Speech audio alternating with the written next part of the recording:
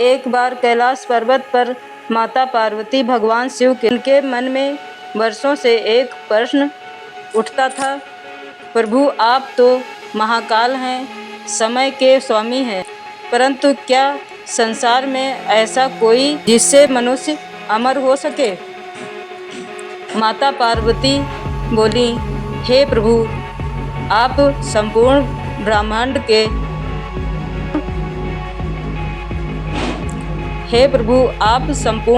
ब्रह्मांड के स्वामी हैं। आप जन्म मरण के चक्र के परे हैं। क्या आप मुझे वह रहस्य नहीं बताएंगे जिससे कोई जीव अमर हो सके? भगवान शिव मुस्कुराए, किंतु वे इस गूढ़ रहस्य को यूं ही सार्वजनिक फिर भी पार्वती जी की प्रेमपूर्ण देखकर उन्होंने यह निर्णय लिया कि वे एकांत में जाकर उन्हें यह अमर कथा सुनाएंगे। भगवान शिव को ज्ञात था, इसे सुन लेगा तो वह भी अमर हो सकता है। अंत उन्होंने सोचा कि ऐसा स्थान चाहिए जहाँ कोई गुफा को चुना, जिसे आज अमरनाथ गुफा के नाम से जाना जाता है। गुफा की ओर प्रस्थान करते हुए भगवान शिव ने सबसे पहले अपने वाहन नंदी को गति नहीं है। फिर उन्होंने 5 तत्वों का अग्नि, वायु और आकाश, जिससे उनका शरीर एक तपस्वी की भांति निर्मल हो गया। उन्होंने अपने गले का नाग, चंद्रमा, त्रिशूल, कमंडल, यहाँ तक कि गणों और भूतों को भी पीछे छोड़ दिया। शिव पार्वती केवल अपने मूल स्वरूप में उस गुफा तक पहुँचे। उस गुफा में प्रवेश करते हुए शिवजी ने उस गुफा को भी बंद कर दिया ताकि कोई ध्वनि भी बाहर न जा सके। उन्होंने वहां अग्नि प्रज्वलित की और माता पार्वती, कुछ नश्वर है, आत्मा अमर है, लेकिन यदि कोई जीव आत्मज्ञान प्राप्त कर ले, शिव तत्व को समझ ले और तप, योग, ध्यान तथा भक्ति से स्वयं को निर्मल कर ले, तो यही है अमर कथा का मूल। शिवजी ने बताया कि सच्चा महत्व नहीं आत्मा से है और आत्मा से होता है और आत्मा ही भक्ति, ज्ञान और सेवा से संभव है। परंतु जिस गुफा को भगवान शिव ने पूर्णतः बंद समझा था, उसी में एक कबूतर का जोड़ा भी था, जिसने वहीं अंडे दिए थे और चुपचाप बैठा था। जब भगवान शिव अमर कथा सुना रहे थे तो यह कबूतर बाद तक उन्होंने हर बात ग्रहण किया। भगवान शिव ने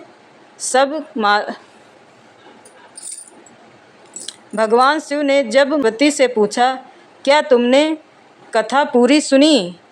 तब उस युगल कबूतर ने भी अपनी चहचहाहट से संकेत दिया कि वे भी सुन चुके हैं। शिवजी क्रोधित हुए और बोले, जिसने उसी क्षण कबूतर प्रकट हुए और बोले, प्रभु, हमने आपके मुख से अमर कथा सुनी है।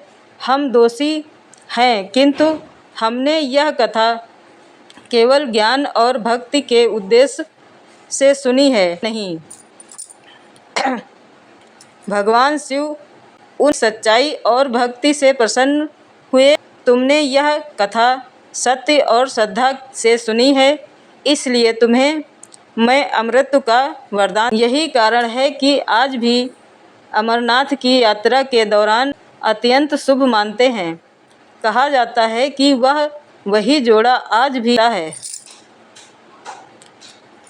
जहाँ यह कथा सुनाई अमरनाथ गुफा के नाम से प्रसिद्ध है। यह पवित्र स्थल जम्मू कश्मीर के अमरनाथ यात्रा का आयोजन होता। इस गुफा के भीतर एक प्राकृतिक हिम शिवलिंग बनता है जिसे शिव का स्वरूप यात्रा कर इस दिव्य स्थल के दर्शन करते हैं। ऐसी जो व्यक्ति सच्चे दर्शन करता है और अमर कथा सुनता है उसे मोक्ष की प्राप्ति होती है और जीवन में पूर्ण एक घटना नहीं बल्कि यह जीवन के गूढ़ रहस्यों को भी उजागर करती है। इससे हमें अनेक शिक्षाएं मिलती हैं। भक्ति और श्रद्धा में सच्चाई होनी चाहिए। कबूतरों की भक्ति छल रहित थी, इसलिए उन्हें अमरत्व प्राप्त हुआ। ज्ञान और आत्मा का बोध ही सच्चा अमरत्व है। शरीर नश्वर है, अंतः है। साधना के लिए एकांत और एकाग्रता आवश्यक है। शिवजी ने अमर कथा को कहने हेतु गुफा जैसे स्थल का भी ईश्वर की साक्षी हो सकती है। अमरनाथ गुफा बर्फ से बना शिवलिंग और वहाँ के कबूतर ये सभी इस पवित्र शिव की कृपा हर उस प्राणी पर होती है जो सच्चे मन से उन्हें स्मरण करता है, चाहे वह जीव कोई भी हो। अमर कथा केवल शिव पार्वती संवाद नहीं है, यह आत्मा के उदाहरण है। यह कथा बताती है कि